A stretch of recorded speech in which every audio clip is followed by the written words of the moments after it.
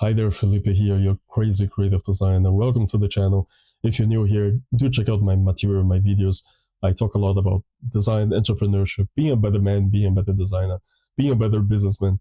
So I hope there might be some content for you. And if you find some value from this video or from the channel, I would love a hit and subscribe. Means the world to me. So today I wanted to delve a little bit into a very uncomfortable topic for many people. It's part of a series that I'm bringing out, and episode one concerned itself with bipolar disorder, with mental health, and episode two, which is today, it's gonna be about dealing with or being or actually finding little ways and little differentiators that make life and make working with any type of chronic pain much more bearable, much more productive, much more conducive. And it's about some of the little things that generally many people don't think about. But I do have come a long way on this journey, and I have found out a couple of solutions, a couple of suggestions that I want to share with you. And part one was mental health, and today it's a little more about physical health. So yeah, let's get into it. So as you know by now, and maybe that's what's going on with you as well, and maybe that's a reason why you're here as well. So I've been dealing with some chronic issues for a long time now, and many, I believe, pretty much. Right. So I've been dealing with some chronic issues for a long time now, and maybe that's the reason why you're here. Maybe that's the reason why you found the channel, or maybe you know somebody who is dealing with that. And so part one was about the mental health, which I have where I have bipolar disorder, which is a chronic disorder, and I spoke about it and about dealing with it. And now today I'm gonna delve a little bit into the physical part of that, or of the other side of the coin, which is very often part of bipolar disorder. It's indeed chronic muscle pain, chronic back pain. Like our backs are the most prone area of our body to suffer from physical pain, from physical ailments, and that's because the spine is very poorly designed um, in relation to the rest of the body, and that's um, very interesting if you look into that. And that has to do with the evolution that our spine and our vertebral column just hasn't evolved as well or as fast as the rest of our body, and that's why it's very misshaped and limited in terms of its architecture and structure, which is why so many people suffer from back pain, and that's about like 30% of the population, if I'm not mistaken, suffer from various degrees of back pain. And so yeah, as part of my bipolar disease, that type of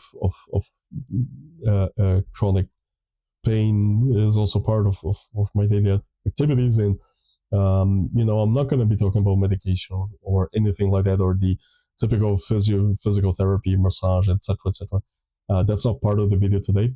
Today I just wanted to tell you a little bit about how to optimize your working space for that type of thing. And there are many things you can do which you may underestimate, but in their entirety, they do have a significant effect on the way you feel on an everyday basis, especially if you have a home office, which is the case for me, and especially if you have to sit on your ass most of the day, which is also applicable to my situation. So the first thing that I'm going to suggest to you is well, it's not part of the office itself, but it's a very significant part of your life, which is very understated and underestimated, and that's getting a proper mattress, a really good mattress that is tailor made for you, ideally. Those are very expensive, so I'm not sure if that's something you want to spend on. But in general, just getting a better mattress, generally a harder mattress is going to help you with back pain and with muscle pain in general, because it relaxes the spine, and it offers sufficient support for the body to not to not to fall, not to rise or fall too much. So it kind of stabilizes the body in a position that is more conducive to recovery. And so, especially harder mattresses, because they do offer a more stable basis, which makes sense naturally. But I used to have like terrible back pain in my lower back right after getting up, and that was down to my mattress. It's ridiculous when I switched to a proper mattress. Then they got much better, especially in the mornings. So right after getting up.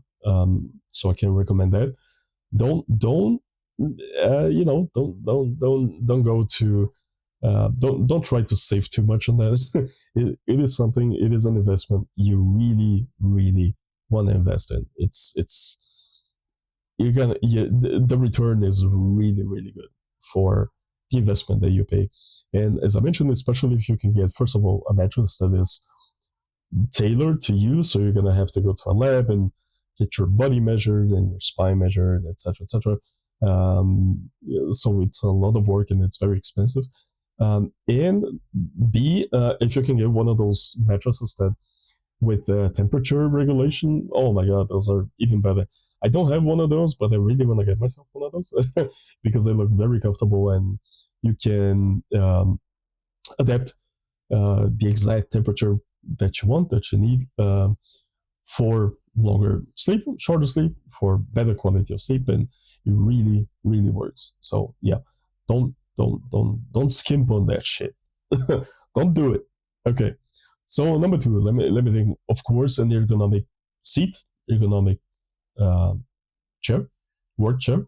Okay, which offers proper lumbar support, which has a very comfortable seat, because you're gonna be on your ass pretty much all day, or several hours a day.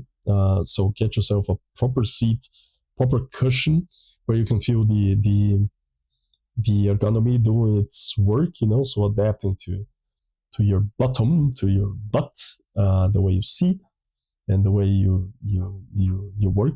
Okay, with arm support as well. That is very recommendable, and also one of those where you can lean back just to relax your body a little bit.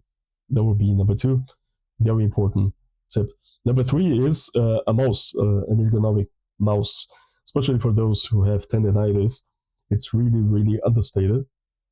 Um, how much of a difference it makes, because we generally use the same hand for mouse movement, and it stays like that. It stays in the same position. It's terrible for your for the wrist movement. So the normal computer mouse, it was not made for a comfortable rest of your wrist, of your arm, of your hand. And so get yourself an ergonomic mouse. By the way, I'm gonna list all the items that I use myself. You can check them out. It's not sponsored or anything. It's not affiliate or anything. I'm just gonna list them because they work for me, and so you can check them out. Number four would be cushion and cushion for your keyboard. So cushion where you can place your wrists on your keyboard, to rest your wrists while you type, and that is also very important to me. It makes a huge difference at the end of the day when you're tired and you feel worn. You're gonna notice the difference when it comes to that.